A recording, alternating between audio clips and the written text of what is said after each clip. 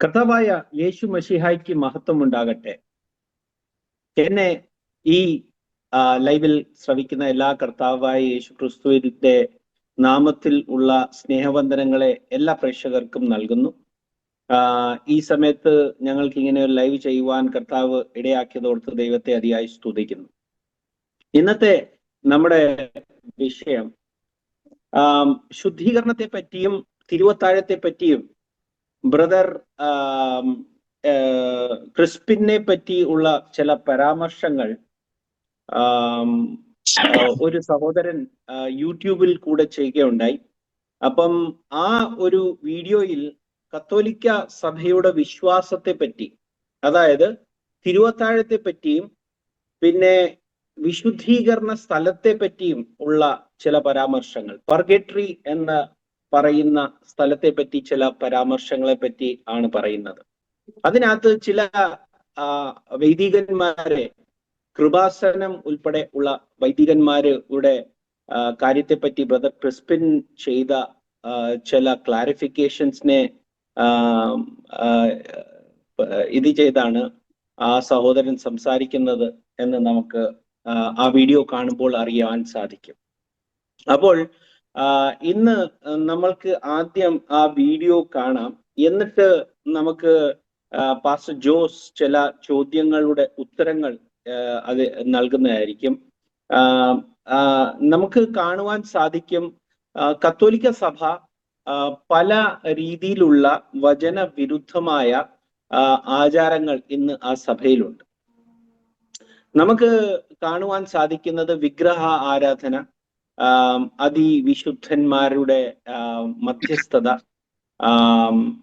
അങ്ങനെ പല കാര്യങ്ങൾ വചനത്തിൽ ഇല്ലാത്തതും പുതിയ നിയമ സഭയ്ക്ക് വിലക്കിയ കാര്യങ്ങളും എല്ലാം ആ സഭയിൽ ഉണ്ട് എന്ന് നമുക്ക് കാണുവാൻ സാധിക്കുന്നുണ്ട്. അപ്പോൾ കത്തോലിക്ക സഭ ഒരു അപ്പോസ്തോലിക സഭയാണോ എന്ന് നമുക്ക് ചോദിച്ചാൽ വളരെ വ്യക്തമായിട്ട് കാണുവാൻ സാധിക്കും, അല്ല, അതൊരു അപ്പോസ്തോലിക സഭ അല്ല എന്നുള്ളത്.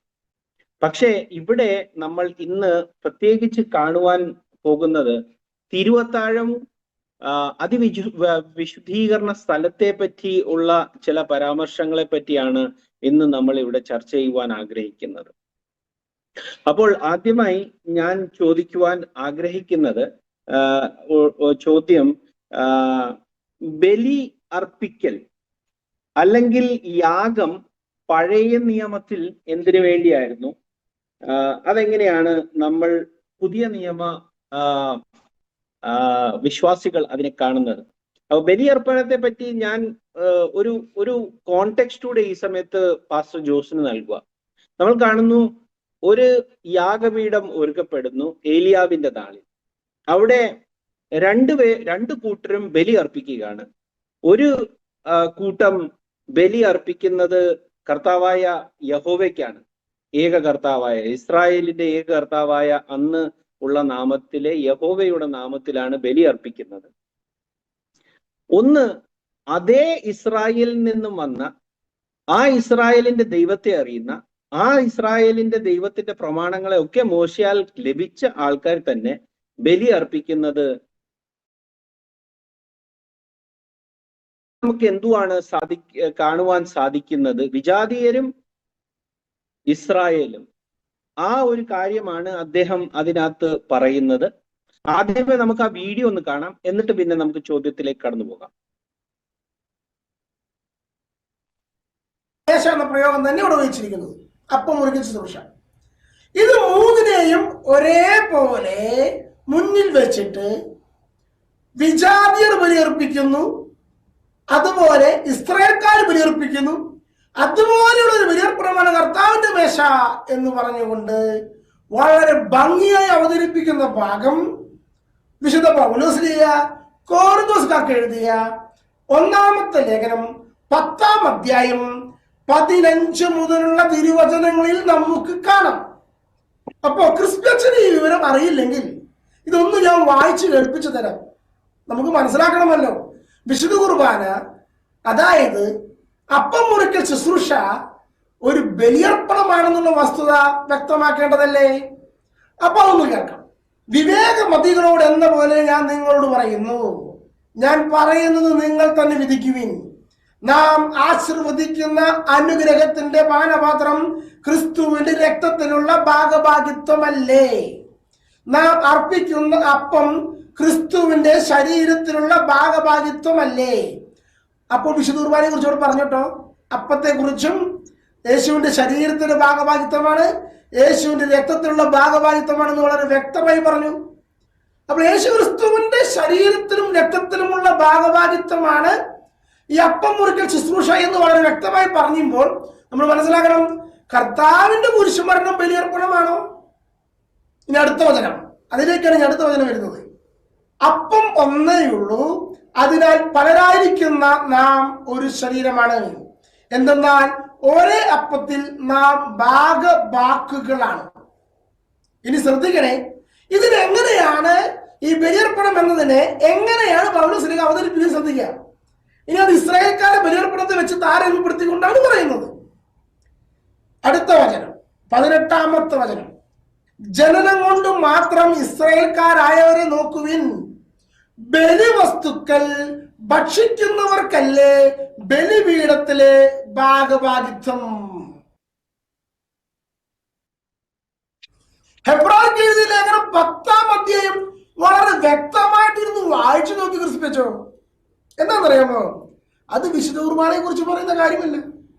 അവിടെ പറയുന്നത് കാളകളുടെയും കോലാളുകളുടെയും ബലിയർപ്പണം നിന്നുപോയി എന്ന. ശ്രദ്ധിക്കണേ, പഴയ നിയമത്തിലുള്ള മൃഗബലി എന്ന കൺസെപ്റ്റ് അത് ഓരോ ബലിയും സെപ്പറേറ്റ് ആണ്. ഓരോരുത്തർക്കും അവർക്ക് ആവശ്യമായ കുഞ്ഞാടിനെയോ കാളയെയോ കൊണ്ടുപോയിട്ടാണ് ബലിയർപ്പിക്കുന്നത്. അങ്ങനെയുള്ള എന്നേക്കുമായിട്ടുള്ള ബലിയർപ്പണം വന്നതോടുകൂടി അങ്ങനെ ഓരോരുത്തർക്കും വേണ്ടിയുള്ള ആടുകളുടെ ബലിയർപ്പണം നിന്നുപോയി എന്നാണ് ക്രിസ്പിച്ച് അവിടെ പറയുന്നത്. അപ്പോൾ നമ്മൾ അവിടെ കണ്ടു അദ്ദേഹത്തിന്റെ ചില വചനങ്ങൾ. അപ്പം അത് ഏത് മനുഷ്യരായാലും ആത്മാവില്ലെങ്കിൽ അപ്പോസ്തോലന്മാരുടെ വാക്യം കേൾക്കുമ്പോൾ അവർക്ക് അതിന്റെ പൂർണ്ണത ഗ്രഹിക്കുവാൻ സാധിക്കത്തില്ല. പക്ഷെ ചില കാര്യങ്ങൾ അതിനകത്ത് പറയുകയുണ്ടായി. വിജാതീയരുടെ ബലിയർപ്പണവും ഇസ്രായേൽ മക്കളുടെ ബലിയർപ്പണവും അതുമായിട്ട് നമ്മൾ ബന്ധപ്പെടുത്തുമ്പോൾ പഴയ നിയമത്തിലെ ബലിയർപ്പണവും പുതിയ നിയമത്തിൽ ബലിയർപ്പണവും തമ്മിൽ എന്താണ് വ്യത്യാസം എന്നുള്ളതാണ് ചോദ്യം.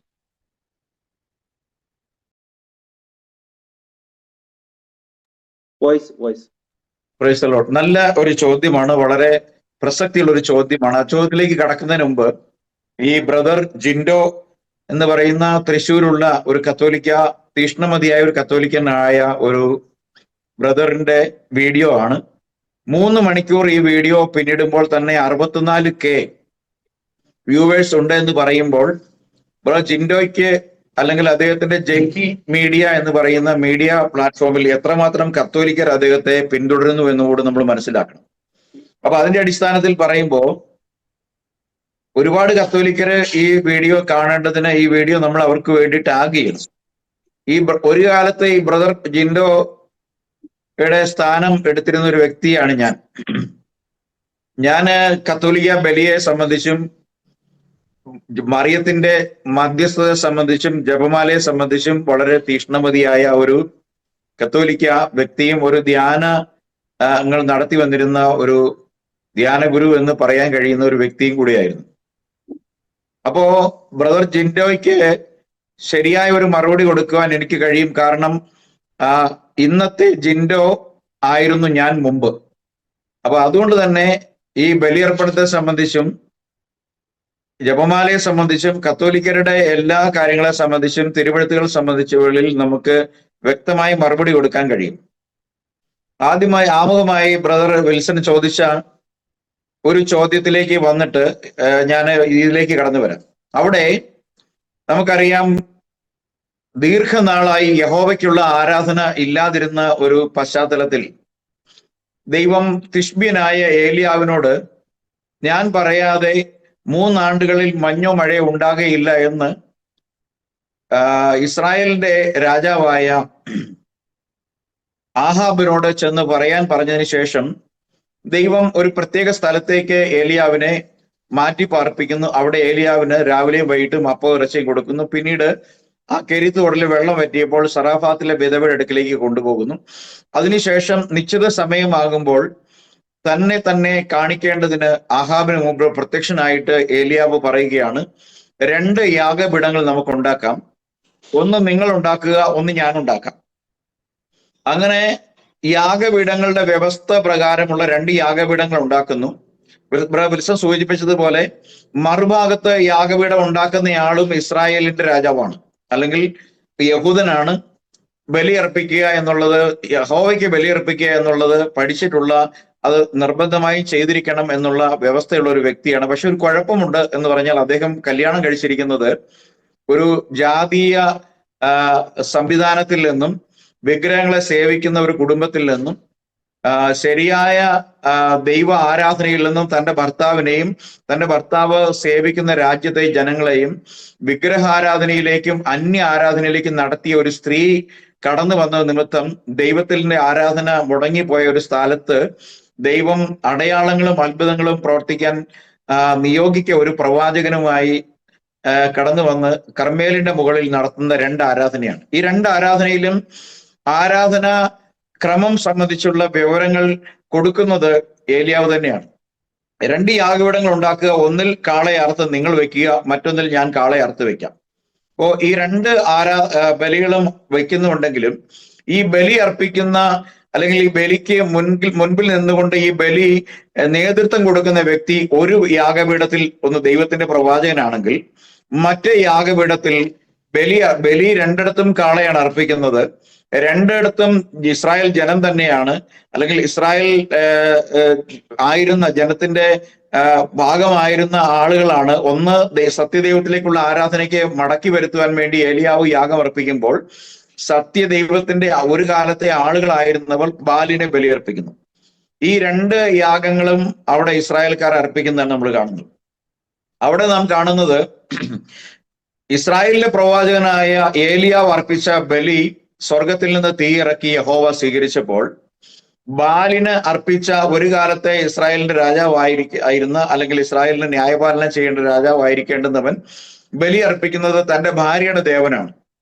അവിടെ ബലി അർപ്പിക്കുന്ന പ്രവാചകന്മാർ അല്ലെങ്കിൽ പുരോഹിതന്മാരും ഒന്നും യഹോവയുടെ പുരോഹിതന്മാരല്ല, ബാലിന്റെ പുരോഹിതന്മാരാണ്. അപ്പോൾ ബലി 2 പേരും അർപ്പിക്കുന്നു എന്നുള്ളത് കൊണ്ടും, അർപ്പിക്കുന്നവർ 2 പേരും യഹൂദന്മാരായതുകൊണ്ടും ഇത് 2ഉം ദൈവത്തിന് സ്വീകാര്യമല്ല. ദൈവം വ്യവസ്ഥ പ്രകാരമുള്ള ബലിയാണ് സ്വീകരിക്കുന്നത്. അത് പഴയ നിയമത്തിലെ കാര്യം. പുതിയ നിയമത്തിലേക്ക് വരുമ്പോൾ, നമുക്ക് ഈ വിഷയത്തിലേക്ക് വരുമ്പോൾ, ഇതിനകത്തെ പ്രതിപാദ്യ വിഷയം, ഒരു കാലത്ത് കത്തോലിക്കരുടെ പുരോഹിതനായിരുന്ന, അല്ലെങ്കിൽ കത്തോലിക്ക അച്ഛൻ എന്ന് വിളിക്കപ്പെടുന്ന ഒരു വ്യക്തി, ക്രിസ്പിൻ എന്ന് പറയുന്ന അദ്ദേഹം കത്തോലിക്ക സഭ വിട്ട് പെന്തക്കോസ്തൽ മാർഗത്തിലേക്ക് വന്ന് ത്രിയേക ദൈവത്തിന്റെ സ്നാനമേറ്റ് ഇപ്പോൾ നിലവിലൊരു പെന്തക്കോസ്തൽ പാസ്റ്റർ ആയിരിക്കുന്ന അദ്ദേഹം കത്തോലിക്കരുടെ മെയിൻ സ്ട്രീം പ്രസംഗകരായ 3 വ്യക്തികൾ, 3 വൈദികന്മാരായി അവർ അവകാശപ്പെടുന്ന ദാനിയൽ അച്ഛൻ, വട്ടായിൽ അച്ഛൻ, ജോസഫ് അച്ഛൻ, ഈ 3 അച്ഛന്മാരുടെയും അവരുടെ പ്രവർത്തനങ്ങളെ ദൈവവചന പ്രകാരമല്ല എന്ന് നിശിതമായി വിമർശിക്കുന്ന ഒരു വീഡിയോയുടെ കൗണ്ടർ വീഡിയോ ആണ് ബ്രദർ ജിൻഡോ ഇവിടെ അവതരിപ്പിച്ചിട്ടുള്ളത്. അദ്ദേഹം അതിന് ആധാരമായിട്ട് എടുത്തിട്ടുള്ളതാകട്ടെ, വിശുദ്ധ പൗലോസ് അപ്പോസ്തലൻ കൊറിന്തിയോസുകാർക്ക് എഴുതിയ 1-ാമത്തെ ലേഖനം 10-ാമത്തെ അധ്യായത്തിലുള്ള യാഗങ്ങളെ സംബന്ധിച്ച്, അല്ലെങ്കിൽ ബലി അർപ്പിക്കുന്നതിനെ സംബന്ധിച്ചുള്ള കാര്യങ്ങളാണ്. ഇവിടെ പറയുന്ന ഒരു കാര്യത്തിൽ ഒരു ശരിയായ ഒരു വ്യത്യാസം, അഭിപ്രായ വ്യത്യാസം നമുക്ക് ബ്രദർ ജിൻഡോയുമായിട്ടുള്ളത്, ഇവിടെ പറയുന്ന ഈ ബലി, വിജാതിയരുടെ ബലിയും എല്ലാം പറഞ്ഞതിന് ശേഷം അദ്ദേഹം മുന്നോട്ട് വയ്ക്കുന്ന അപ്പം നുറുക്കൽ ശുശ്രൂഷ ഒരു ബലിയല്ല പുതിയ നിയമത്തിൽ. ആമേൻ. 2 കാര്യങ്ങളാണ്. ഒന്ന്, ബലി അർപ്പണം യാഗ വ്യവസ്ഥയിൽ ചെയ്യുവാൻ ദൈവം നിയോഗിച്ചിട്ടുള്ളത് പഴയ നിയമത്തിലെ പുരോഹിതന്മാരെയാണ്. എന്നാൽ പുതിയ നിയമത്തിലെ സഭയിൽ പുരോഹിതൻ ഇല്ല, ബലിയർപ്പകൻ. കാരണം ഏക മഹാപുരോഹിതനായ യേശുക്രിസ്തു തന്നെ ഒരിക്കലായി അർപ്പിച്ചുകൊണ്ട് അദ്ദേഹം ചൂണ്ടിക്കാണിക്കുന്ന എബ്രായ ലേഖനം 10 പറയുന്ന പോലെ, അവനാകട്ടെ തന്റെ ഏക ബലി സമർപ്പണം വഴി വിശ്വസിക്കുന്നവരെ സദാകാലത്തേക്കും സൽഗുണ പൂർത്തി വരുത്തി. അപ്പോൾ യേശുക്രിസ്തുവിന്റെ ഒരേ ഒരു ബലി, ആ ബലിയിൽ വിശ്വസിക്കുന്നവരും വിശ്വസിക്കാൻ ഇരിക്കുന്നവരുമായ സകല മനുഷ്യർക്കും വേണ്ടി ഒരൊറ്റ ബലി കൊണ്ട് അവരുടെ സകല പാപങ്ങൾക്കും വേണ്ടി മോചനം വരുത്തി. അതുകൊണ്ട് ഇനിമേൽ യാഗങ്ങളുടെ ആവശ്യമില്ല എന്ന് പുതിയ നിയമത്തിൽ വായിക്കുന്നു. അപ്പോൾ പഴയ നിയമത്തിലെ ആടുകളുടെയും കാളകളുടെയും ബലികളെ നീക്കം ചെയ്തുകൊണ്ട്, വ്യക്തമായി പറഞ്ഞാൽ അവൻ രണ്ടാമത്തതിനെ സ്ഥാപിക്കുവാനായി ഒന്നാമത്തതിനെ നീക്കിക്കളഞ്ഞു എന്ന് പറയുന്നത്. അപ്പോൾ ശരിയായ യാഗം സ്ഥാപിക്കേണ്ടതിന് വേണ്ടി കാളകളുടെയും ആട്ടുകിടാങ്ങളുടെയും യാഗം കർത്താവ് കംപ്ലീറ്റ് ആയിട്ടും വാനിഷ് ചെയ്തു, നീക്കം ചെയ്തു. ഇനി ആരെങ്കിലും ആ ബലി അർപ്പിക്കുന്നുണ്ടെങ്കിൽ ആ ബലിക്ക് യാതൊരു പ്രസക്തിയുമില്ല. അവർ ഈ ശരിയായിട്ടുള്ള ബലി അംഗീകരിക്കാത്തതോ അറിയാത്തതോ കൊണ്ട് ചെയ്യുന്നുണ്ടായിരിക്കാം. എന്നാൽ ഇനി ബലിയുടെ കോണ്ടക്സ്റ്റിലേക്ക് വരുമ്പോൾ അവർ അർപ്പിക്കുന്ന ബലി തന്നെയാണ് നിങ്ങൾ അർപ്പിക്കുന്നതെങ്കിൽ, ആദ്യമായി നിങ്ങൾ ഒരു യഹൂദ ഗോത്രത്തിൽ അല്ലെങ്കിൽ യാക്കോബിന്റെ സന്തതി പരമ്പരയിൽ ലേവ്യ ഗോത്രത്തിൽ നിന്ന് പൗരോഹിത്യം പ്രാപിച്ച വ്യക്തിയായിരിക്കണം. അങ്ങനെ പൗരോഹിത്യം പ്രാപിച്ച വ്യക്തിക്ക് അവരുടെ വസ്ത്രധാരണത്തിനും അവരുടെ ശുശ്രൂഷയ്ക്കും എല്ലാം ലേവ്യ പൗരോഹിത്യ പ്രകാരം കൊടുത്തിരിക്കുന്ന വ്യവസ്ഥകളും ക്രമങ്ങളുമുണ്ട്. അവരർപ്പിക്കുന്ന ബലിയാണ് നിങ്ങൾ അർപ്പിക്കുന്നതെങ്കിൽ രണ്ട് കാര്യമുണ്ട്. ഒന്ന്, യേശു ക്രിസ്തുവിലൂടെ സ്ഥാപിതമായ ഏക ബലിയെ നിങ്ങൾ നിഷേധിക്കുന്നു. നിങ്ങൾ പഴയ നിയമത്തിലേക്ക് മടങ്ങിപ്പോകുന്നു. പഴയ നിയമത്തിലേക്ക് മടങ്ങിപ്പോയാൽ യാഗപീഠത്തിൽ ശുശ്രൂഷ ചെയ്യാൻ അവകാശമില്ലാത്ത നിങ്ങൾ യാഗപീഠത്തിൽ പോയി അഹ്റോന്റെ ക്രമപ്രകാരമുള്ള പൗരോഹിത്യത്തിലുള്ള ഒരു ശുശ്രൂഷയാണ്, ബലിയാണ് നിങ്ങൾ അർപ്പിക്കുന്നതെങ്കിൽ, നിങ്ങൾക്ക് അർപ്പിക്കാൻ ആദ്യമായി നിങ്ങൾക്ക് വേണ്ടി തന്നെ ഒരു കാളയോ അല്ലെങ്കിൽ ഒരു ആടിനെയോ നിങ്ങൾ ആദ്യം കൊണ്ടുവരണം. അപ്പോൾ അവിടെ കൊണ്ടുവരുമ്പോൾ നിങ്ങൾ ഈ ബലി അർപ്പിക്കുന്ന ദേവാലയത്തിനും പ്രാകാരവും ശുദ്ധീകരണ സ്ഥലവും മഹാപരിശുദ്ധ സ്ഥലവും എന്നുള്ള 3 ഭാഗങ്ങൾ ഉണ്ടായിരിക്കണം. നിങ്ങളുടെ അരയിലും ഇതുപോലെ അഹ്റോന്യ പുരോഹിതന്മാർ കെട്ടിയിരുന്ന പോലെ നീളമുള്ള ഒരു ചരട് കെട്ടി ഉണ്ടായിരിക്കണം. നിങ്ങളും അഹ്റോന്യ പൗരോഹിത്യത്തിന്റെ മേലങ്കിയും താടിയും അങ്ങനെയുള്ള അങ്ങനെയുള്ള എല്ലാ കാര്യങ്ങളും അഹ്റോന്യ പൗരോഹിത്യത്തിന്റെ പ്രകാരം നടത്തണം. ജനത്തിന് വേണ്ടി കൊണ്ടുവരുന്ന ഈ ആടിനെ പുറത്ത് പ്രാകാരത്തിൽ ബലിയർപ്പിച്ച് അതിന്റെ രക്തവുമായി നിങ്ങൾ ഈ വിരിക്കുള്ളിലേക്ക് പോയി അവിടെ ഈ ബലി അർപ്പിക്കണം. അങ്ങനെ അർപ്പിക്കണമെങ്കിൽ നിങ്ങൾ ഒരു യഹൂദ അല്ലെങ്കിൽ ലേവ്യ പൗരോഹിത്യ പ്രകാരം പൗരോഹിത്യം പ്രാപിച്ച വ്യക്തിയായിരിക്കണം. ആ ബലി സമർപ്പണമാണ് നിങ്ങൾ ആവർത്തിക്കുന്നതെങ്കിൽ നിങ്ങൾ ഇങ്ങനെ അർപ്പിക്കണം. രണ്ടാമതായി, യേശുക്രിസ്തു ഒരിക്കലായിട്ട് അർപ്പിച്ച് എന്നേക്കുമായി ഒരിക്കലായിട്ട് അർപ്പിച്ച ഏക ബലി സമർപ്പണമാണ് യഥാർത്ഥ ബലി എന്ന് നിങ്ങൾ അംഗീകരിക്കുന്നുണ്ടെങ്കിൽ, അങ്ങനെയാണല്ലോ നിങ്ങൾക്ക് ക്രിസ്ത്യാനി എന്നുള്ള പദവി വരുന്നത്, അല്ലെങ്കിൽ നിങ്ങൾ യഹൂദന്മാരായിരിക്കണം. ഇപ്പൊ ബ്രദർ ജിൻഡോ ഉൾപ്പെടുന്ന സമൂഹം, ഒരു കാലത്ത് ഞാൻ പ്രതിദാനം ചെയ്ത സമൂഹം യഹൂദന്മാരായിരിക്കണം. ആ ബലിയാണ് നിങ്ങൾ ഫോളോ ചെയ്യുന്നെങ്കിൽ.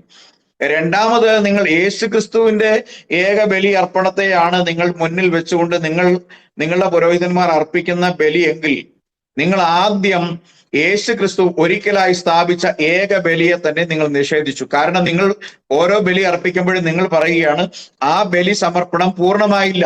നിങ്ങൾ അർപ്പിച്ചുകൊണ്ടിരുന്നാൽ മാത്രമേ കർത്താവ് യേശുക്രിസ്തു അർപ്പിച്ച ബലിക്ക് പൂർണ്ണത വരികയുള്ളൂ. കാരണം ഇതൊരു കണ്ടിന്യൂവേഷൻ പ്രോസസ്സാണ്. എന്നാൽ പഴയ നിയമത്തെ സംബന്ധിച്ച്, ബലിയെ സംബന്ധിച്ച് എബ്രായ ലേഖനക്കാരൻ പറയുന്നത്, ആണ്ട് അവർ അർപ്പിച്ചിരുന്ന ബലി സമർപ്പണം വഴി ആ ബലിയുമായി കടന്നു വരുന്നവരെ വിശുദ്ധീകരിക്കാൻ കഴിവുണ്ടായിരുന്നില്ല. അതുകൊണ്ടാണ് അവൻ ഇതാ ഞാൻ വരുന്നു എന്ന് പറഞ്ഞുകൊണ്ട് ഏക ബലി അർപ്പിക്കേണ്ടതിന് വേണ്ടി അവൻ ജഡമെടുത്ത് ലോകത്തിലേക്ക് വന്നതെന്ന് വ്യക്തമായി എബ്രായ ലേഖനത്തിൽ പ്രസ്താവിക്കുന്നു. മാത്രമല്ല അവിടെ പറയുന്നത്, അവനാകട്ടെ ഏക ബലി അർപ്പണം വഴി വിശ്വസിക്കുന്നവർക്ക് എല്ലാവർക്കും സദാകാലത്തേക്കും, ഫോർ ഓൾ ദ ടൈം, എല്ലാ കാലത്തും അവർക്ക് എന്നേക്കും വേണ്ടി അവരെല്ലാവർക്കും വേണ്ടി ഒരേ ഒരു ബലി സമർപ്പണത്താൽ വിശുദ്ധീകരണം നടത്തിയിരിക്കുന്നു. നിങ്ങൾക്ക് ആവശ്യം ആ ബലിയെ ഏറ്റെടുക്കുക. യേശു ക്രിസ്തു കാൽവരിയിൽ എനിക്ക് വേണ്ടി ബലി അർപ്പിച്ചിരിക്കുന്നു. ഇനിമേൽ എനിക്ക് ഒരു യാഗമോ ഒരു അനുഷ്ഠാനമോ ഒരു കർമ്മമോ ആവശ്യമില്ല. ഞാൻ ചെയ്യേണ്ട ഒരു കാര്യം, എനിക്കായി കാൽവരിയിൽ യേശു ക്രിസ്തു ഒരേ ഒരു ബലി അർപ്പിച്ച നിമിത്തം ഞാൻ പാപത്തിന്റെയും പിശാചിന്റെയും അടിമത്തത്തിൽ നിന്ന് സ്വതന്ത്രനാക്കപ്പെട്ടിരിക്കുന്നു. ഈ ഒരു ഡിക്ലറേഷൻ ആണ്, ഈ ഒരു ഈ ഒരു കൺഫെഷൻ ആണ് നമ്മൾ ഒരു വിശ്വാസി ചെയ്യണമെന്ന് പുതിയ നിയമം പറയുന്നത്. അപ്പോൾ അടുത്തൊരു കാര്യം, പുതിയ നിയമത്തിലേക്ക് വരുമ്പോൾ എഫേസ്യ ലേഖനത്തിൽ 4-ാം അധ്യായം അതിന്റെ 11-ാമത്തെ വാക്യം മുതലുള്ള വാക്യങ്ങളിൽ വായിക്കുമ്പോൾ ദൈവം സഭയിൽ ഒന്നാമത് അപ്പോസ്തലന്മാർ, രണ്ടാമത് പ്രവാചകന്മാർ, മൂന്നാമത് സുവിശേഷകന്മാർ, നാലാമത് ഇടയന്മാർ അല്ലെങ്കിൽ പാസ്റ്റേഴ്സ്, അഞ്ചാമത് ടീച്ചേഴ്സ് അല്ലെങ്കിൽ ഗുരുക്കന്മാർ, ഈ 5 വിധ വേലക്കാരെ മാത്രമേ കാണുകയുള്ളൂ. ഈ 5 വിധ വേലക്കാരാകട്ടെ യെരുശലേമിൽ സ്ഥാപിതമായ ആദിമ ക്രൈസ്തവ സഭയിലെ ഈ 5 വിധ വേലക്കാരിൽ ഒരു വേലക്കാരൻ പോലും ബലിയർപ്പണം നടത്തിയിട്ടില്ല. അവർ കർത്താവിന്റെ ക്രൂശ് മരണത്തിന്റെ ഓർമ്മ ആചരിക്കുന്ന അപ്പം മുറിക്കുക മാത്രമേ ചെയ്തിട്ടുള്ളൂ. ഇതിനെ സംബന്ധിച്ചാണ് അപ്പോസ്തലപ്രവൃത്തി 2-ാം അധ്യായത്തിൽ അവർ അപ്പോസ്തലന്മാരുടെ പ്രബോധനം കൈക്കൊണ്ടും അപ്പം മുറിക്കുകയും കൂട്ടായ്മ ആചരിച്ചും പ്രാർത്ഥന കഴിച്ചും പോന്നു. ഇതാണ് ആദിമസഭയുടെ ഓർഡർ. ആദിമസഭ യെരുശലേമിൽ സ്ഥാപിതമായ യേശുക്രിസ്തുവിന്റെ സത്യസഭ അനുഷ്ഠിക്കാത്ത കർമ്മങ്ങളും ആചാരങ്ങളും അനുഷ്ഠിക്കുകയും യേശുക്രിസ്തു ഒരിക്കലായി അർപ്പിച്ച ഏക ബലിയ അർപ്പണത്തെ നിഷേധിച്ചുകൊണ്ട് അതിന്റെ കോമഡി വേർഷൻ എല്ലാ ദിവസവും അവതരിപ്പിച്ചുകൊണ്ട് അഹരോന്യ പൗരോഹിത്യത്തിന്റെ വേഷഭൂഷണങ്ങൾ മാറ്റിവെച്ചിട്ട് തിളങ്ങുന്ന വസ്ത്രങ്ങളും മറ്റും ധരിച്ച് ഒരു തിളങ്ങുന്ന കായന്റെ ബലിപീഠത്തിൽ നിങ്ങൾ അർപ്പിക്കുന്ന അപ്പവും നിങ്ങൾ അർപ്പിക്കുന്ന വീഞ്ഞും നിങ്ങൾ ഓരോ അർപ്പണത്തിലും പ്രഖ്യാപിക്കുകയാണ്, സാത്താനെ ഞങ്ങൾ ആരാധന കഴിക്കുന്നു എന്ന്. ഇത്തരത്തിൽ ആരാധന കഴിക്കുന്ന ഓരോ കത്തോലിക്ക പുരോഹിതനും ഓരോ ഓർത്തഡോക്സ് യാക്കോബായ CSI CMI സഭകളിലെ പുരോഹിതന്മാരും ഇത് ആവർത്തിച്ചുകൊണ്ട് പറയുകയാണ്, യേശുക്രിസ്തു കാൽവരിയിൽ അർപ്പിച്ച ബലി പൂർണ്ണമായിട്ടില്ല, ഞങ്ങൾ അർപ്പിച്ചുകൊണ്ടേയിരിക്കണം അത് പൂർണ്ണമാകണമെങ്കിൽ. എന്ന് വെച്ചാൽ ഇതിനെ റിന്യൂ ചെയ്തുകൊണ്ടിരിക്കണം, അല്ലെങ്കിൽ ഇതിനെ ആഡ് ഓൺ ചെയ്തുകൊണ്ട് പോയെങ്കിൽ മാത്രമേ ഉള്ളൂ. എന്ന് വെച്ചാൽ അവർ ഇന്നും ഏക ബലി സമർപ്പണം, കാൽവരിയിൽ അർപ്പിച്ച ബലി, യേശുക്രിസ്തു കാളകളുടെയും ആട്ടുകിടാങ്ങളുടെയും ബലി റീപ്ലേസ് ചെയ്തു എന്ന് ബൈബിൾ പറയുമ്പോൾ ഇല്ല, റീപ്ലേസ് ചെയ്തിട്ടില്ല, ഞങ്ങൾ ചെയ്തുകൊണ്ടേയിരിക്കണം. അത് ചെയ്യുന്നവർക്ക് അതിൽ ഭാഗഭാക്കാകുന്നവർക്കാണ് ഈ ബലി അർപ്പണം വഴിയിലുള്ള ശുദ്ധീകരണവും നിത്യജീവനും ലഭിക്കുകയുള്ളൂ എന്ന് പറയുന്ന ഇടത്ത് ബ്രദർ ജിൻഡോയെ പോലുള്ള ആളുകൾക്ക് എനിക്ക് പറയാനുള്ളത്, ബ്രദർ ജിൻഡോ എന്താണോ അതായിരുന്നു ഞാൻ 25 വർഷം മുമ്പ്. അപ്പൊ അതുകൊണ്ട് ബ്രദർ ജിൻഡോയ്ക്ക് എന്റെ അത്രയും പ്രായമില്ലാത്തത് കൊണ്ടും ഒരുപക്ഷെ ബ്രദർ ജിൻഡോ ഞാൻ കത്തോലിക്ക സഭ വിടുന്ന കാലത്തേക്കാൾ കുറച്ചുകൂടി ഏജിലാണെങ്കിലും ബ്രദർ ജിൻഡോയോട് ഈ വീഡിയോ കാണുന്നുണ്ടെങ്കിൽ ഞങ്ങൾക്ക് പറയാൻ ഒറ്റേ ഒരു കാര്യമേ ഉള്ളൂ, ബ്രദർ ജിൻഡോ പുറത്തു വരാനുള്ള സമയമായി. ഇന്ന് ഞാൻ ഇരുന്ന് പറയുന്നത് പോലെ ബ്രദർ ജിൻഡോ ഇന്നലകളിൽ പ്രൊക്ലെയിം ചെയ്തിരുന്നതിനെ തള്ളി പറയാനുള്ള സമയമായി എന്നുകൂടി പറഞ്ഞുകൊണ്ട് ഞാൻ ഈ ഭാഗം ഇവിടെ വിടുകയാണ്. Praise the Lord. Thank you. Brother Jinto വളരെ ഒരു ക്ലെവറായിട്ടാണ് ആ ഭാഗം കൈക്കൊള്ളുന്നത്. ബേസിക്കലി അപ്പൊ അദ്ദേഹം പറയുന്നത് മൃഗങ്ങളുടെ യാഗം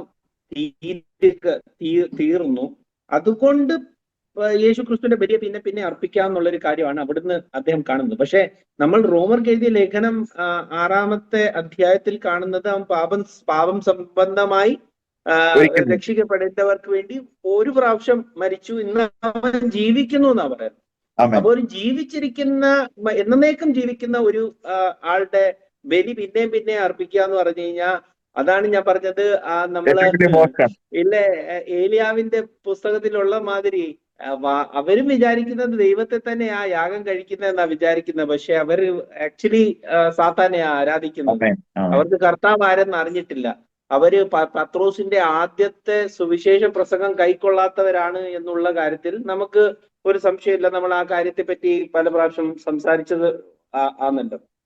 അടുത്ത ചോദ്യം ഞാൻ ചോദിക്കാൻ ആഗ്രഹിക്കുന്നത്, ഈ 2-ാമത്തെ ചോദ്യം ആക്ച്വലി ഓൾറെഡി ബ്രദർ അതിനെ കൈകാര്യം ചെയ്തിട്ടുണ്ട്. അപ്പം 2-ാമത്തെ ചോദ്യം ഞാൻ ചോദിക്കാൻ ആഗ്രഹിക്കുന്നത്, ക്രിസ്തുവിന്റെ നിർദ്ദേശപ്രകാരം ഇത് ചെയ്യേണ്ടത് എപ്പോഴൊക്കെയാണ്, ഏത് സമയത്താണ് ഇത് നമ്മൾ ചെയ്യേണ്ടത്, ആർക്കൊക്കെയാണ് അർഹതയുള്ളത്, ഇത് കൈക്കൊള്ളാൻ അർഹതയുള്ളവര്?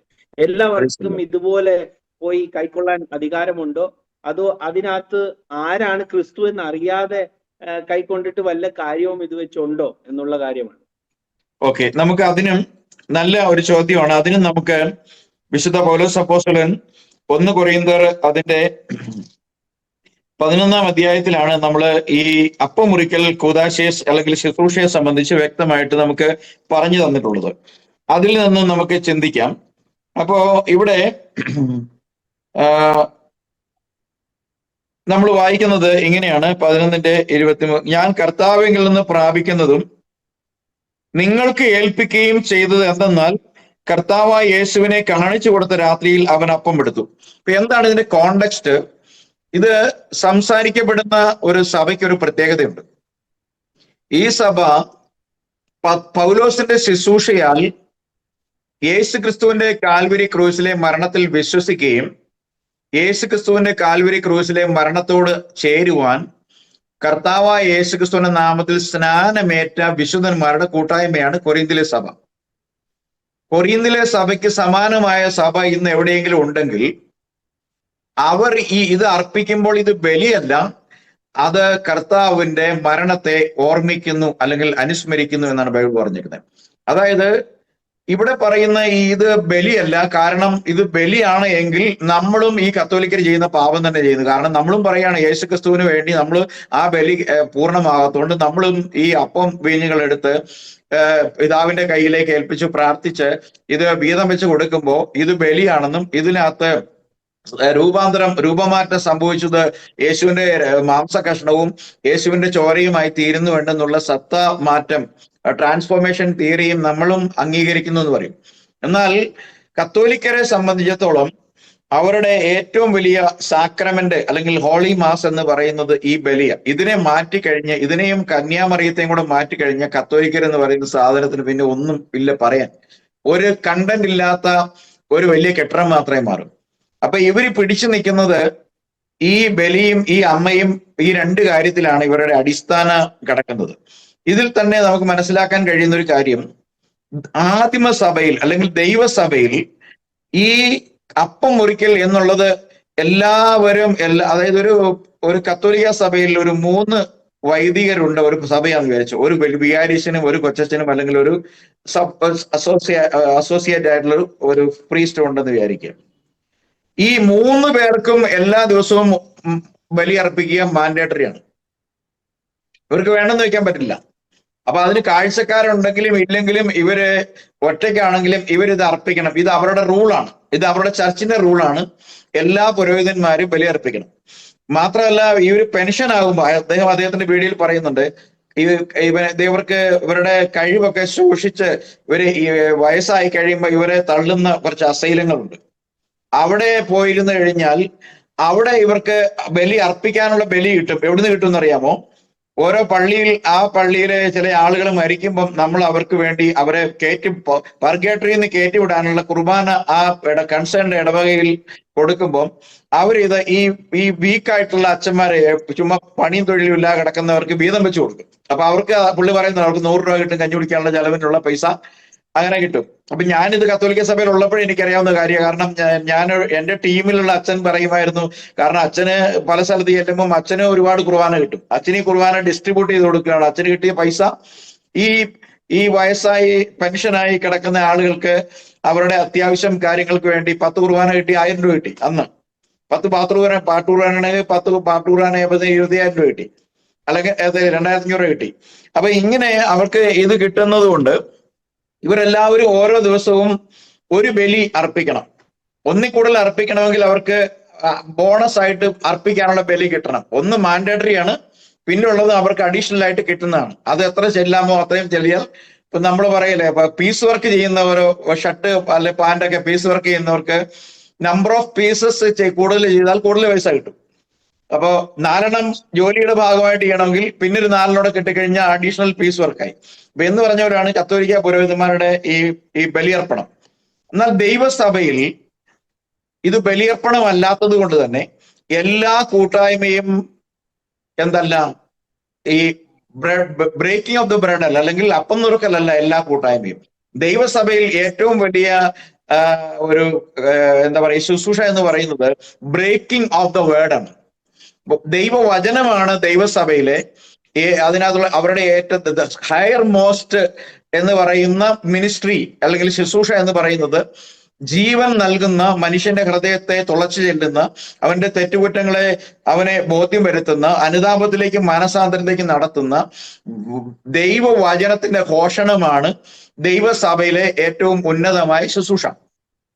അത് നമ്മൾ എല്ലായ്പ്പോഴും ഏത് സമയവും നമ്മൾ രാത്രിയായിട്ട് പാതിരാത്രി ആകട്ടെ നമുക്ക് ഒരു വ്യക്തി നമ്മുടെ മുമ്പിൽ വന്നാൽ നമ്മൾ ചെയ്യുന്നൊരു കാര്യമാണ്. അത് നമ്മൾ ചർച്ചിലേക്ക് പോകുമ്പോൾ ഒരു കൂട്ടം ആളുകൾ അവിടെ വരുന്നു, അവരോട് ദൈവവചനം ഇടപെടുന്നു. അത് അവരുടെ വിശ്വാസത്തിന്റെ നിലയനുസരിച്ചും അവരുടെ പാപത്തിന്റെ നിലയനുസരിച്ചും ദൈവത്തിന്റെ ആത്മാവ് ശുശ്രൂഷകനിൽ വ്യാപരിച്ചുകൊണ്ട് ചെയ്യുന്ന ഇതിനെയാണ് കത്തോലിക്ക സഭ റീപ്ലേസ് ചെയ്ത് ബലിയാക്കിയത്. കാരണം അവിടെ ഈ വചന ശുശ്രൂഷയ്ക്ക് വേണ്ടി അവിടെ ആരും ഒരുമിച്ച് കൂടുന്നില്ല.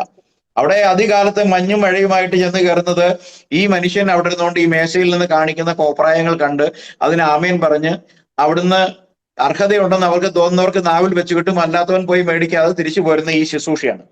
ഇത് ബലിയർപ്പണമല്ല. കാരണം ദൈവസഭയിൽ പുരോഹിതനില്ല, ദൈവസഭയിൽ പാസ്റ്റർ മാത്രമാണ് കോമൺ ആയിട്ടുള്ള എല്ലാ ദൈവസഭയിലുള്ളൂ. ബാക്കിയുള്ള മിനിസ്ട്രികൾ ദൈവസഭയിൽ സഭയുടെ അല്ലെങ്കിൽ വിശ്വാസികളാകുന്ന സഭാ ഗാത്രത്തിന്റെ ശരീരത്തിന്റെ എഡിഫിക്കേഷന് വേണ്ടി, അതിന്റെ പോഷണത്തിന് വേണ്ടിയാണ് മറ്റ് മിനിസ്ട്രികൾ ഉപയോഗിക്കപ്പെടുന്നത്. അത് ഇവൻ ബൈ ആൻഡ് ലാർജ് മറ്റ് സ്ഥലങ്ങളിലേക്കുള്ള സുവിശേഷ ഘോഷണമായാലും പ്രോഫറ്റിക് മിനിസ്ട്രി ആയാലും അതുപോലെ അപ്പോസ്തോലിക് മിനിസ്ട്രി ആയാലും കോമൺ ആയിട്ട് നമ്മൾ ദൈവസഭയിൽ കാണുന്ന ഒരു മിനിസ്ട്രി എന്ന് പറയുന്നത് പാസ്റ്റർഷിപ്പാണ്. പാസ്റ്റർ ഒരിക്കലും പുരോഹിതനെ റീപ്ലേസ് ചെയ്ത സ്ഥലമല്ല. പാസ്റ്റർ പൗരോഹിത്യത്തിന്റെ ഒരു ഷാഡോയിൽ നിൽക്കുന്ന വ്യക്തിയല്ല. പാസ്റ്റർ ദൈവവചനത്തിലെ കുറച്ചുകൂടി ഉന്നതമായ ഒരു കത്തോലിക്ക പുരോഹിതനുമായിട്ട് നമ്മൾ കമ്പയർ ചെയ്താൽ കുറച്ചുകൂടി ഉന്നതമായ നിലവാരത്തിലുള്ള ദൈവവിളി പ്രാപിച്ചു വന്ന വ്യക്തിയാണ് പാസ്റ്റർ. അയാൾ ദൈവസന്നിധിയിൽ ഇരുന്ന് പ്രാപിക്കുന്ന കാര്യം ദൈവജനത്തോട് വചനത്തിലൂടെ ഇടപെടുന്ന ശുശ്രൂഷയെ ആണ് ദൈവസഭയിൽ ഏറ്റവും പ്രധാനപ്പെട്ട ശുശ്രൂഷയായിട്ട് വരുന്നത്. എന്നാൽ അപ്പം മുറിക്കൽ ശുശ്രൂഷയെ സംബന്ധിച്ച് പല ആളുകളും തെറ്റിദ്ധരിച്ചിരിക്കുന്നത്, അപ്പോ നിങ്ങൾ കൂടി വരുമ്പോഴൊക്കെയും ഇതിൽ നിന്ന് ഭക്ഷിപ്പിൻ എന്ന് വായിക്കുന്നു. എന്നാൽ സത്യത്തിൽ അങ്ങനെയല്ല. ഇതിൽ നിന്ന് നിങ്ങൾ കുടിക്കുമ്പോഴൊക്കെ എന്നാണോ നിങ്ങൾ ഒരുങ്ങി ഇതിനു വേണ്ടി തയ്യാറായി വന്ന് കുടിക്കുന്നത്, പങ്കെടുക്കുന്നത്, അപ്പോൾ ഇതിനെ എന്തെന്ന് ഓർക്കണം. ഇതിനെ നിങ്ങൾ യേശു എനിക്ക് വേണ്ടി ഒരിക്കലായി കാൽവരിയിൽ തന്റെ മാംസവും രക്തവും എനിക്ക് വേണ്ടി അർപ്പിച്ചു എന്നുള്ള ആ ഓർമ്മ, എന്താ പറയുക, ആ ഒരു അനുതാപത്തിലേക്കും ആ ഒരു മാനസാന്തരത്തിലേക്കും ആ ഒരു ഹൃദയ തപനത്തിലേക്കും നമ്മെ നടത്തുവാൻ വേണ്ടി ദൈവസഭയ്ക്ക് പൗലോസ് അപ്പോസ്തലൻ കർത്താവിൽ നിന്ന് പ്രാപിച്ചു നൽകിയ ഈ ശുശ്രൂഷയാണ്. ഇത് ഇവിടെ നിലനിർത്തിക്കൊണ്ട് തന്നെ ഇതിനെ അവര് മത്തായി സുവിശേഷം 26 കൊണ്ടുപോയി യേശുവിന്റെ അവസാനത്തെ പെസഹയും ഇതിനെ രണ്ടുകൂടെ ക്ലബ് ചെയ്തിട്ട് അവരിതിനെ ബലിയാക്കി. അത് യേശു അവിടെ അപ്പം നുറുക്കിയപ്പോൾ അത് ബലിയായി, അപ്പസ്തലന്മാർ അർപ്പിച്ചപ്പോൾ അത് ഡെയിലി ഹോളി മാസായി, സാക്രമെന്റായി. ഇത് രണ്ടും ബലി അർപ്പിക്കാൻ വേണ്ടി പറഞ്ഞിട്ടില്ല. യേശു ഒരിക്കലായിട്ട് അർപ്പിച്ചത്, യേശു പറഞ്ഞത് ഞാൻ ദൈവരാജ്യത്തിൽ നവമായി വീണ്ടും ഇതിനെ പുതിയതായി ഒരിക്കൽ കൂടി നിങ്ങളോടൊപ്പം പാനം ചെയ്യുമ്പോൾ വരെ ഞാൻ കുടിക്കുകയില്ല എന്ന് പറഞ്ഞു. എന്നാൽ ദൈവസഭയ്ക്ക്, വിശുദ്ധന്മാരുടെ കൂട്ടായ്മയ്ക്ക്, അവർക്ക് വേണ്ടി യാഗമായി തീർന്ന യേശുക്രിസ്തു തങ്ങൾക്ക് വേണ്ടി തന്റെ ശരീരരക്തങ്ങളെ ഹോമിച്ചു എന്നുള്ളതിന്റെ അനുതാപത്തിലേക്കും മാനസാന്തരത്തിലേക്കും സമർപ്പണത്തിലേക്കും ഒരു ബലിവേദിയിലേക്ക് അവരെ ഒരുക്കി കൊണ്ടുവരാൻ വേണ്ടി ഒരുക്കുന്ന ശുശ്രൂഷയാണ് അപ്പം മുറിക്കൽ എന്ന് പറയുന്നത്. ജിൻഡോ, ഒരിക്കലും ബലിയല്ല. നിങ്ങൾ ബലിയായി അതിനെ കാണുന്നുണ്ടെങ്കിൽ നിങ്ങൾ യേശുക്രിസ്തുവിന്റെ ബലിയെ കളിയാക്കുകയും പരിഹസിക്കുകയും ചെയ്യുന്ന ആളാണ് നിങ്ങൾ. ഒരിക്കലും അത് ചെയ്യരുത്. ഞാൻ മനസ്സിലാക്കിയിടത്തോളം നിങ്ങളുടെ തീഷ്ണത കൊണ്ടാണ്, കത്തോലിക്ക സഭയെ സംബന്ധിച്ചുള്ള നിങ്ങളുടെ തീഷ്ണത കൊണ്ട് മാത്രമാണ് നിങ്ങൾ ഇന്ന് ഇതിനെ ഡിഫെൻഡ് ചെയ്ത് സംസാരിക്കാൻ പരിശ്രമിക്കുന്നത്. നിങ്ങൾ എന്തെങ്കിലും ഈ വീഡിയോ കാണുകയാണെങ്കിൽ നമുക്ക് ഒരു സൂം പ്ലാറ്റ്ഫോമിൽ അപ്പുറത്തും ഇപ്പുറത്തും വരുന്ന തിരുവെഴുത്തുകൾ പ്രകാരം ഇതിനെക്കുറിച്ച് സംസാരിക്കാം എന്നാണ് എനിക്ക് പറയാനുള്ളത്. Praise the Lord. Thank you pastor. അപ്പം വളരെ വ്യക്തമായി അവിടെ സംസാരിച്ചു. ഒരു കാര്യം കൂടെ ഞാൻ അവിടെ കാണിക്കാൻ ആഗ്രഹിക്കുന്നു. 1 കൊരിന്ത്യർ 11 പാസ്റ്റർ അത് എടുത്തത്. അപ്പൊ 1 കൊരിന്ത്യർ 11 തുടങ്ങുന്നത് തന്നെ ക്രിസ്തു ആരെന്നുള്ള അറിവ് ഉള്ളവര് അതിന് ആരാധന കൊടുക്കുന്ന, കർത്താവിന് ആരാധന കൊടുക്കുന്ന കാര്യത്തെ പറ്റിയാണ്. അപ്പോൾ ഈ യഹൂദന്മാരെ പോലെ ഒരു ചെറിയൊരു തൊപ്പിയും വെച്ച് ഒരു മൂടപടം തലയിലിടുക എന്ന് വെച്ച് കഴിഞ്ഞാൽ ക്രിസ്തു ആര് അല്ലെങ്കിൽ മശിഹ ആരെന്ന് വെളിപ്പെടാത്തവര് യഹൂദന്മാർക്ക് വേണ്ടി ആ ഒരു തല മറയ്ക്കുന്ന ഒരു ട്രഡീഷൻ അവർക്കുണ്ടായിരുന്നു. അപ്പൊ അന്ന് അവർക്ക് അജ്ഞാനമായിരുന്നു, അവർക്ക് അറിഞ്ഞില്ലായിരുന്നു ക്രിസ്തു ആര് അല്ലെങ്കിൽ മശിഹ ആരെന്ന് അറിയാത്ത കാലത്ത് അവർക്ക് ആ മൂടുപടം അവർക്ക് ദൈവം പ്രമാണം ആയിട്ട് നൽകിയിരുന്നതായിരുന്നു. അവര് തല മറയ്ക്കണം എന്നുള്ള കാര്യം അവർക്ക് പ്രമാണമായിട്ട് നൽകി. അവര് ജൂയിഷ് റിലിജനിൽ നിന്നും കോപ്പി ചെയ്ത് ഇട്ടപ്പോൾ അതിനെപ്പറ്റി അപ്പോസ്തലൻ പറയുന്നത് ഒന്നെങ്കിൽ ക്രിസ്തു ആരെന്ന് അറിയാത്ത മനുഷ്യനാണ്, അല്ലെങ്കിൽ രണ്ടാമത്തെ ഒരു കേസ് എന്ന് പറഞ്ഞു കഴിഞ്ഞാൽ അവർ ക്രിസ്തുവിനെ ആരാധിക്കുന്നുവെങ്കിൽ പ്രാർത്ഥിക്കുകയും പ്രവചിക്കുകയും ചെയ്യുമ്പോൾ മൂടുപടം ഇടുന്നവൻ അവന്റെ തലയെ അപമാനിക്കുന്നു. അതായത് ക്രിസ്തു ആണ് തലയെങ്കിൽ ക്രിസ്തുവിനെ അപമാനിക്കുന്നു. അങ്ങനെ ഒരു ആരാധനയിലാണോ ഈ ബ്രദർ ജിൻഡോ പങ്കെടുക്കുന്നതെന്ന് ബ്രദർ ജിൻഡോ ആലോചിക്കേണ്ടതാണ്. അപ്പോൾ ആ ഒരു ഭാഗം നമ്മൾ ക്ലിയർ ആയിട്ട് ഇത് ചെയ്തു. അപ്പോൾ നമുക്ക് അടുത്ത ഒരു ഇത് നമുക്ക് വേണമെങ്കിൽ രണ്ടാമതൊരു വീഡിയോ ആയിട്ട് വേണമെങ്കിൽ ചെയ്യാം. പക്ഷെ ഇപ്പൊ നമുക്ക് ഒരു ചോദ്യം കൂടെ ചോദിക്കാനുള്ളത് പർഗറേറ്ററി പറ്റിയാണ് പറയുന്നത്, അല്ലെങ്കിൽ വിശുദ്ധീകരണത്തിന്റെ സ്ഥലം. നമ്മൾ കാണുന്നത് മാനസാന്തരപ്പെട്ട് കർത്താവായ യേശു ക്രിസ്തുവിന്റെ നാമത്തിൽ സ്നാനമേൽപ്പീൻ, എന്നാൽ നിങ്ങൾക്ക് പാപമോചനം ലഭിക്കുകയും പരിശുദ്ധാത്മാവിന്റെ ദാനം ലഭിക്കുകയും ആ പരിശുദ്ധാത്മാവിന്റെ നടത്തിപ്പിൽ കൂടെ മനുഷ്യൻ തന്റെ പ്രവൃത്തിയിൽ വിശുദ്ധീകരണം വരുത്തുകയും ദൈവത്താൽ നിയോഗിക്കപ്പെട്ട അവനിലുള്ള പ്രവൃത്തി അതിൽ വെളിപ്പെടുകയും അതിൽ കൂടെ നമ്മുടെ ദേഹം, ദേഹി, ആത്മാവ് വിശുദ്ധീകരണത്തിലേക്ക് നയിക്കപ്പെടുകയും പിന്നെ മരിച്ച ശേഷം നമ്മൾ ന്യായവിധിക്ക് വേണ്ടി കാത്തിരിക്കുകയും, ഇങ്ങനെയാണ് നമ്മൾ വചനത്തിൽ കാണുന്നത്. അപ്പൊ ഈ പർഗറേറ്ററി ഇവർക്ക് എവിടെ നിന്ന് ലഭിച്ചാണ്? ഇത് എങ്ങനെയാണ് കടന്നു വന്നത്? ഇത് ഇവരുടെ ഏതെങ്കിലും പഴയ വിശ്വാസത്തിൽ നിന്നുമാണോ? എങ്ങനെയാണ് ഇത് വന്നത് എന്നുള്ള കാര്യം നമുക്ക് ചെയ്തിട്ട് ഇത് വൈൻഡപ്പ് ചെയ്യാം. ഇതും വളരെ മനോഹരമായ ഒരു ചോദ്യമാണ്. കത്തോലിക്ക സഭയുടെ പർഗേറ്ററി അല്ലെങ്കിൽ ശുദ്ധീകരണ സ്ഥലത്തിന് ഉപോത്ബലകമായി പഴയ നിയമത്തിലോ പുതിയ നിയമത്തിലോ ഏതെങ്കിലും ഒരു വചനത്തെ കോട്ട് ചെയ്തിട്ടല്ല ഇവര് ഇത് പ്രഖ്യാപിച്ചിട്ടുള്ളത്. പല ഹെറസി, പല പാഷാണ്ഡതകൾ എന്ന് മലയാളത്തിൽ പറയുന്ന അബദ്ധ സിദ്ധാന്തങ്ങൾ കാലാകാലങ്ങളിൽ ഇവരുടെ ബിഷപ്പ് അല്ലെങ്കിൽ പോപ്പുമാർ രൂപീകരിച്ചതിൽ ഒന്ന് മാത്രമാണ്. അതിന് പിന്നിൽ അവർക്കൊരു ഗൂഢ ഉദ്ദേശമുണ്ട്. കാരണം അവരുടെ ഉദ്ദേശം എന്ന് പറയുമ്പോൾ അവരിൽ വ്യാപരിക്കുന്ന സാത്താൻ ഒരു ഗൂഢ ഉദ്ദേശമുണ്ട്.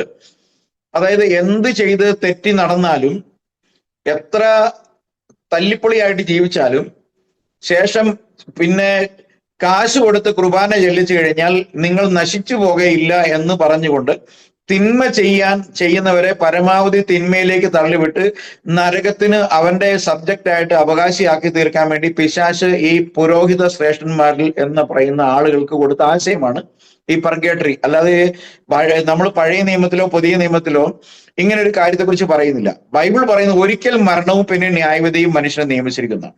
അപ്പം മരണത്തിനും ന്യായവിധിക്കും ഇടയിൽ പിന്നെ വേറൊരു സ്ഥലമില്ല. അപ്പം ആ ന്യായവിധി എന്ന് പറയുന്ന ആ വിധിയിൽ നിങ്ങൾ വിധിക്കപ്പെടാതിരിക്കണമെങ്കിൽ നിങ്ങൾ ജീവിച്ചിരിക്കുമ്പോൾ തന്നെ കർത്താവായ യേശുക്രിസ്തു കാൽവരിയിൽ ഒരിക്കലായി നിങ്ങളെ വീണ്ടെടുക്കുവാൻ വേണ്ടി അർപ്പിച്ച ബലിയിൽ നിങ്ങൾ വിശ്വസിക്കുക മാത്രം മതി. അതുകൊണ്ടാണ് വിശ്വസിക്കുകയും സ്നാനമേൽക്കുകയും ചെയ്യുന്നവനെല്ലാം രക്ഷിക്കപ്പെടുമെന്ന് നമ്മൾ മർക്കോസിന്റെ 16:16 പറയുന്നത്. അപ്പോ ഇവിടെ ബൈബിൾ കൊരിന്ത്യർ ലേഖനത്തിൽ പൗലോസ് പറയുന്നത് ഇങ്ങനെയാണ്: ഒരിക്കൽ മരണവും പിന്നെ ന്യായവിധിയും മനുഷ്യർക്ക് നിയമിച്ചിരിക്കുന്നു. ഇത് അല്ലാതെ മരണശേഷം ഒരാൾക്ക് ഉള്ളത് ന്യായവിധി മാത്രമേ ഉള്ളൂ. അതായത് ഓരോരുത്തരുടെ പ്രവൃത്തിക്കൊത്തതായ വിധിയുണ്ട്. അപ്പോൾ അതിനു മുമ്പ് യേശുക്രിസ്തു ഒരിക്കലായി അർപ്പിച്ച ബലിയിലൂടെ സകല മനുഷ്യർക്കും വേണ്ടി ദൈവം കാൽവരിയിൽ സൗജന്യമായി സ്ഥാപിച്ച രക്ഷ കർത്താവായ യേശുക്രിസ്തുവിനെ സ്വന്തം രക്ഷിതാവും കർത്താവുമായി സ്വീകരിച്ച് യേശുക്രിസ്തുവിന്റെ മരണത്തിലും അടക്കത്തിലും പുനരുദ്ധാനത്തിലും പങ്കുപറ്റുന്ന സ്നാനത്തിലൂടെ, യേശുക്രിസ്തുവിന്റെ നാമത്തിൽ ലഭിക്കുന്ന സ്നാനത്തിലൂടെ യേശുക്രിസ്തുവിനോടുകൂടെ പുതിയ ജീവനിൽ ജീവിക്കുവാനും ദൈവവചനം അനുസരിക്കുന്ന ഒരു കൂട്ടായ്മയുടെ ഭാഗമായി നിന്ന് ദൈവവചനത്താൽ നിരന്തരം ശോധന കഴിക്കപ്പെട്ട് തെറ്റുകുറ്റങ്ങളെ തിരുത്തി മാനസാന്തരത്തിന്റെ പുതുക്കത്തിൽ നടക്കുന്നവർ കർത്താവിന്റെ കാഹളധ്വനിയിൽ മേഘങ്ങളിൽ എടുത്തുകൊള്ളപ്പെടും. പിന്നെ ശേഷിക്കുന്നവർ അവരുടെ മരണത്തോടുകൂടി അവർ ചെന്നു ചേരുന്നത് യാതനാ സ്ഥലത്തേക്കാണ്. അതാണ് നമ്മൾ ലൂക്കായുടെ സുവിശേഷത്തിൽ നമ്മൾ ധനവാന്റെയും ലാസറിന്റെയും ഉപമയിലൂടെ കർത്താവ് പറയുന്നത്. അവിടെ നമുക്കറിയാം, കർത്താവ് സ്വർഗത്തിൽ മരണശേഷം പറുദീസയിൽ ചെന്ന് പറുദീസ കാലിയാക്കി ബദ്ധന്മാരായ ആ പഴയ നിയമത്തിലെ വിശുദ്ധന്മാരെ ഉയർത്തിക്കൊണ്ടുപോയി. എന്നാൽ ധനവാൻ കിടക്കുന്ന സ്ഥലം സ്റ്റിൽ ഇപ്പോഴും ഇൻടാക്റ്റ് ആണ്. അതാണ് നരകം. ആ യാതനാ സ്ഥലത്തേക്കാണ് എല്ലാ മരണശേഷം ഈ യേശുക്രിസ്തുവിലൂടെയുള്ള വ്യക്തിപരമായ രക്ഷ, വിടുതൽ അല്ലെങ്കിൽ പുത്രത്വം പ്രാപിക്കാത്തവരെല്ലാവരുടെയും ആത്മാക്കൾ അല്ലെങ്കിൽ അവർ എല്ലാവരുടെയും ജഡവും ദേഹിയും പോകുന്നത്. അപ്പോ ഈ ജഡം മണ്ണിൽ അലിഞ്ഞു ചേരും, അവരുടെ ദേഹി അവിടേക്ക് പോകുന്നത്. അവർക്ക് അവിടെ വേദനയുള്ള ഒരു ദേഹിയും ലഭിക്കും, ഒരു ശരീരം ലഭിക്കും. ആ കിടക്കുന്ന സ്ഥലത്ത് നിന്നും പിന്നെ അവർ ചെല്ലുന്ന ഒരു സ്ഥലം എന്ന് പറയുന്നത് ലാസ്റ്റ് ജഡ്ജ്മെന്റിലേക്കാണ്. അവിടെയാണ് അവരുടെ നന്മ തിന്മകൾ ഇവാലുവേറ്റ് ചെയ്യപ്പെടുന്നതും പിന്നെ അവർക്ക് എറ്റേണൽ ഹെൽ എന്ന് പറയുന്ന, അല്ലെങ്കിൽ പിന്നെ ലേക്ക് ഓഫ് ഫയർ എന്ന് പറയുന്ന സ്ഥലത്തേക്കും, അല്ലെങ്കിൽ പിന്നെ അവർക്ക് അവരുടെ പ്രവർത്തിക്ക് തക്കതായ ഒരു പ്രതിഫലം കൊടുക്കുന്നത് വിശുദ്ധ വേദപുസ്തകം പറയുന്നു. ഇതിന് രണ്ടിനുമിടയിൽ നിങ്ങൾ നല്ലവനായിക്കോട്ടെ, സ്വാഭാവികമായിട്ട് തന്നെ ഏതൊരു കത്തോലിക്കനും രക്ഷ വ്യക്തിപരമായി സ്വീകരിക്കാത്ത ഏതൊരു നാമമാത്ര ക്രിസ്ത്യാനിയും മരണശേഷം പോകുന്നതും നരകത്തിലേക്കാണ്. നരകത്തിൽ നിന്നൊരു പ്രൊമോഷൻ ഇല്ല. അതിനിടയിൽ ശുദ്ധീകരണ സ്ഥലം എന്ന് പറയുന്ന ഒരു തട്ടില്ല. അവിടേക്ക് പോകുന്നവരെല്ലാം ദൈവവചന വ്യവസ്ഥ പ്രകാരം പോകുന്നവരെല്ലാം ഈ ഒരൊറ്റ സ്ഥലത്തേക്കാവും. ഇവരെല്ലാം ഡംപ് ചെയ്യപ്പെടാൻ പോകുന്ന സ്ഥലം എന്ന് പറയുന്നത് യാതനാ സ്ഥലമാണ്. ഇവിടേക്ക് പോകുന്ന ആളുകളിൽ അവിടെ തരംതിരിവൊന്നുമില്ല. അവിടെ കിടക്കുന്നവരെ കുർബാന ചൊല്ലിയോ മക്കളെ കൊണ്ട് കുർബാന ചൊല്ലിച്ചിട്ടോ കുർബാനയുടെ എണ്ണം കൂട്ടിച്ചൊല്ലിക്ക് സാമ്പത്തിക സ്ഥിതിയുള്ളവർ 10 അച്ഛന്മാർക്ക് വീതം ഡെയിലി ഓരോ കുർബാന വെച്ച് കൊടുത്താൽ ഒരു പക്ഷെ 2 കൊല്ലം 3 കൊല്ലം കൊണ്ടൊക്കെ ഇവർക്ക് 10,000 ലക്ഷക്കണക്കിന് രൂപയുടെ കുർബാന ചെല്ലിക്കാം. അതിന് പ്രയോജനമില്ലേ എന്ന് ചോദിച്ചു കഴിഞ്ഞാൽ ഈ കുർബാന ചെല്ലുമ്പോൾ കിട്ടുന്ന പൈസ വാങ്ങുന്ന ആളുകൾക്ക് അവരുടെ ആഡംബര ജീവിതത്തിന് പ്രയോജനം ചെയ്യും. അവർക്ക് യാത്രയ്ക്ക് പോകാനും മൊബൈൽ ചാർജ് ചെയ്യാനും നല്ല ഫോൺ മാറ്റി വാങ്ങാനും വണ്ടിയുടെ EMI അടയ്ക്കാനൊക്കെ അവർക്ക് പ്രയോജനം ചെയ്തു, ഏതെങ്കിലും തരത്തിൽ പ്രയോജനമുണ്ട്. പക്ഷേ ഒരിക്കൽ മരണപ്പെട്ടു പോയ ഒരാൾക്ക് വേണ്ടി ഭൂമിയിൽ ഒരു മനുഷ്യനും അർപ്പിക്കുന്ന ബലിക്കും യാഗങ്ങൾക്കും കാര്യമില്ല. കാരണം മരിച്ചവരെല്ലാം മൗനതയിലിരിക്കുന്നു, അവർക്കിനി ഒരു ഓഹരി ഈ ഭൂമിയിൽ ഇല്ലെന്നാ പറയുന്നു. അപ്പോൾ അവർക്ക് വേണ്ടി ആർക്കും ഒന്നും ചെയ്യാൻ കഴിയത്തില്ല. ജീവിച്ചിരിക്കുന്ന കാലത്ത് ഒരു വ്യക്തിക്ക് എന്തെങ്കിലും ഒരു പാത്രം വെള്ളം കൊടുക്കുകയോ ഒരു ആഹാരം മേടിച്ചു കൊടുക്കുകയോ എന്തെങ്കിലും ഒരു സഹായത്തിന് ചെയ്യുകയോ ചെയ്യാതിരുന്നിട്ട് അവരെ മരിച്ചു മൺമറഞ്ഞു പോയി കഴിയുമ്പോൾ അവരെ സ്വർഗത്തിലേക്ക് കയറ്റി വിടുവാൻ കഴിയുന്ന ഒരു സംവിധാനത്തെ കുറിച്ച് ദൈവം ചിന്തിച്ചിട്ടില്ല. ദൈവവചനത്തിലില്ല, പഴയ നിയമത്തിലുമില്ല, പുതിയ നിയമത്തിലുമില്ല. അപ്പൊ ദൈവത്തിന്റെ വചനത്തിൽ ഇല്ലാത്തതോ അപ്പോസ്തലന്മാരോ ഇങ്ങനെയുള്ള ആളുകൾ ആരെങ്കിലുമോ പുതിയ നിയമസഭയുടെ ആരംഭ കാലഘട്ടങ്ങളിലുള്ള ഏതെങ്കിലും ദൈവസഭയുടെ ഭാഗമായിട്ടുള്ള ആരെങ്കിലും ചെയ്യാൻ ഏൽപ്പിക്കുകയോ ചെയ്യാത്തൊരു കാര്യത്തെ ചെയ്യുവാൻ പറഞ്ഞുകൊണ്ട് ഏൽപ്പിച്ചിരിക്കുന്നത് തീർച്ചയായിട്ടും ഈ അടിസ്ഥാനം തന്നെ തെറ്റിക്കിടക്കുന്ന ഒരു കൂട്ടായ്മയാണ്. ഈ കത്തോലിക്ക സഭ ചെയ്യുമ്പോൾ അവര് ഈ ദൈവിക വചനത്തോട് അവിടെ എല്ലാ ശുശ്രൂഷകളും ദൈവവചനത്തോടും മറുതലിക്കുന്നതാണ്, ദൈവത്തോടും ദൈവിക സംവിധാനത്തോടും മറുതലിക്കുന്നതാണ്. അതുകൊണ്ട് അവിടുന്ന് ഒരു പ്രൊമോഷൻ എന്ന് പറയുന്ന ഒരു കാര്യമില്ല. ജിൻഡോ പറയുന്നത് അവിടുന്ന് ആരും ഫെയിൽ ആകത്തില്ല, അവിടുന്ന് നരകത്തിലോട്ട് ആരും പോകത്തില്ല. കാലക്രമേണ ദൈവം അവരെ എല്ലാവരെയും അവിടുന്ന് ശുദ്ധീകരിച്ച് സ്വർഗത്തിൽ കൊണ്ടുപോകുന്നു. ഇപ്പൊ സ്വർഗത്തിലേക്ക് പോകുന്നതിനിടയിൽ ഒരു ഇടത്താവളം എവിടെയെങ്കിലും ഉണ്ട് എന്ന് പറയുന്ന ഒരു സംവിധാനത്തെ കുറിച്ച് വേദപുസ്തകം എവിടെയും പറയുന്നില്ല എന്നാണ് ജിൻഡോയോട് ഈ കാര്യത്തിൽ, ജിൻഡോയെ പോലെ ഇത്തരം അബദ്ധ സിദ്ധാന്തത്തിൽ വിശ്വസിക്കുന്നവരോട് പറയാനുള്ളത്. പിന്നെ കത്തോലിക്കനായിരുന്നത് കൊണ്ട് ഞാൻ പറയട്ടെ, എല്ലാ വീട്ടു പ്രാർത്ഥനകളിലും മരിച്ച വിശ്വാസികൾക്ക് വേണ്ടിയുള്ള ഒരു പ്രാർത്ഥന എന്ന് പറഞ്ഞ് 5 ആകാശങ്ങളിൽ ഇരിക്കുന്നതും 5 മാതാവിനോടുള്ള പ്രാർത്ഥനയും 5 ത്രിത്വസ്തുതിയും ചൊല്ലുന്ന ഒരു പതിവുണ്ട്. ഇത് എല്ലാ മരിച്ചവർ ശേഷം പിറ്റേ ദിവസം മുതൽ അവരുടെ ശവസംസ്കാര കല്ലറയിൽ പോയി ചെല്ലുന്നൊരു പതിവുണ്ട്. പിന്നീട് അവരുടെ മക്കളും കൊച്ചുമക്കളും ഇങ്ങനെ ചൊല്ലിക്കൊണ്ടേയിരിക്കുകയാണ്. ചൊല്ലി മടുക്കാന്നല്ലാതെ ഇത് യാതൊരു പ്രയോജനവും ചെയ്യുകയില്ല. അങ്ങേര് അവിടെ കിടന്നുകൊണ്ട് പറയും, എന്റെ മക്കളെ നിങ്ങൾ ഈ ചൊല്ലുന്ന നിർത്തി, യാതൊരു പ്രയോജനമില്ല, നിങ്ങൾ ഇന്ന് അടുത്ത അയലോട് പറയും യേശുവിലാണ് രക്ഷ എന്ന് പറയാൻ അദ്ദേഹത്തിന് ആഗ്രഹം ഉണ്ടായിരിക്കാം. പക്ഷെ ഈ ധനവാൻ പറയുന്ന പോലെ എന്റെ സഹോദരന്മാരുടെ അടുക്കലേക്ക് ലാസറിനെ നയിക്കേ, അവര് വരാതിരിക്കട്ടെ ഇങ്ങോട്ട്. ഈ ചൊല്ലിക്കൊണ്ടിരിക്കുമ്പോൾ അവർക്ക് പറയാൻ കഴിയുമെങ്കിൽ അവർ പറയും, എന്റെ കൊച്ചു മക്കളെ നിർത്തിയിട്ട് നിങ്ങൾ അവരോട് എന്ന് പറ, അയലോക്കത്തെ എന്ന് പറ, നിന്റെ ആങ്ങളോട് പറ, അല്ലെ നാത്തൂനോട് പറ, ചേട്ടനോട് പറ, ഇങ്ങോട്ട് വരാതിരിക്കാനുള്ള പണി ഇതാണ്, യേശുവിലാണ് രക്ഷ എന്ന് പറയാൻ.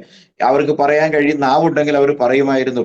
എന്നാൽ ഇതാണ് കത്തോലിക്ക സഭയുടെ ശുദ്ധീകരണ സ്ഥലം എന്ന് പറയുന്നത് തന്നെ ഏറ്റവും വലിയ ഒരു ഭോഷ്കാണ്, ഏറ്റവും വലിയൊരു വഞ്ചനയാണ്, ഏറ്റവും വലിയത് ഗ്രേറ്റസ്റ്റ്.